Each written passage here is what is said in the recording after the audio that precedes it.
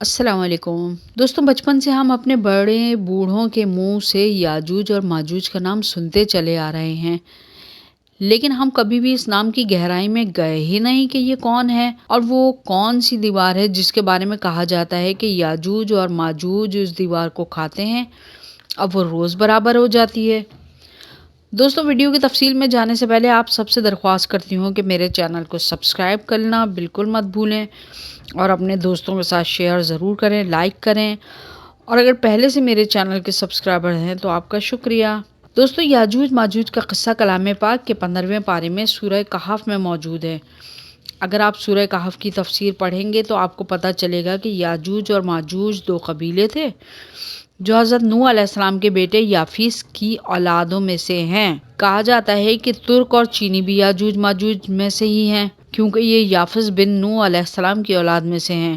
دوستوں، یاجوج اور ماجوج کے قبیلے بہت طاقتور اور لڑاکا تھے۔ یہاں پر ہم آپ کو حضرت ذوالقرنین کے بارے میں بتائیں گے کہ ایک یونانی مورخ نے حضرت ذوالقرنین کے حالات کے بارے میں ایک کتاب لکھی ہے کہ حضرت ذوالقرنین فارس کے بادشاہ کے بیٹے تھے اور آپ کا اصلی نام سائرس تھا۔ حضرت ذوالقرنین ایک خوش مزاج، نیک اور بے حد بہادر نوجوان تھے۔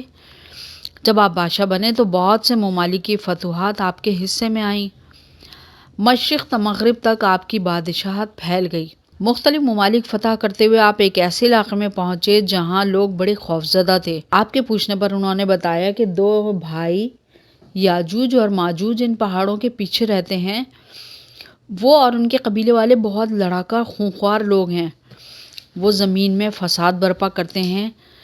جب بھی ہماری کھیتیاں اور پھل پک جاتے ہیں وہ پہاڑوں کے پیچھے سے نکل آتے ہیں، ہمارے کھیتوں اور کھلیانوں کو برباد کر کے ہمارا تمام اناج اور پھل اپنے ساتھ لے جاتے ہیں اور خوب قتل و غارت گری کرتے ہیں، ہمارے لیے کچھ نہیں چھوڑتے۔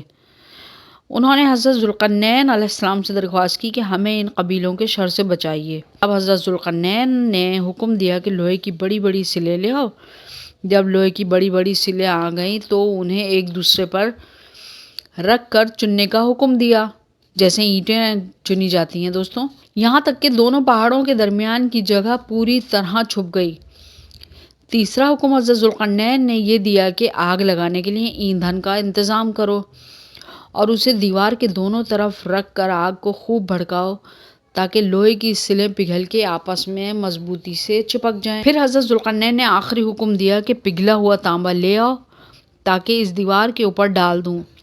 اس طرح اس لوہے کی دیوار پر تانبے کا لیپ کر کے اسے ہوا کے اثر سے اور خراب ہونے سے محفوظ کر دیا گیا۔ ایک حدیث میں حضرت محمد مصطفیٰ صلی اللہ علیہ وآلہ وسلم نے ارشاد فرمایا، یاجوج اور ماجوج قیامت کی نشانیوں میں سے ایک نشانی ہے، یہ قبل قیامت خروج کریں گے۔ تفسیر مجمع البیان میں آن حضرت صلی اللہ علیہ وآلہ وسلم نے یاجوج ماجوج کے اوصاف اور نشانات بتائے، جن میں سے ایک یہ بھی ہے کہ جب یہ خروج کریں گے تو تمام لوگوں کو اپنے قلعوں میں بند کر دیں گے، زمین کا تمام پانی کو پی لیں گے، پھر آسمان کی طرف تیر پھینکیں گے۔ وہ تیر جب واپس زمین پر آئیں گے تو خون کی مانند کسی چیز سے آلودہ ہوں گے، پھر وہ بڑھ کے ماریں گے کہ ہم نے زمین والوں پر بھی غلبہ پا لیا اور آسمان والوں پر بھی غلبہ پا لیا ہے۔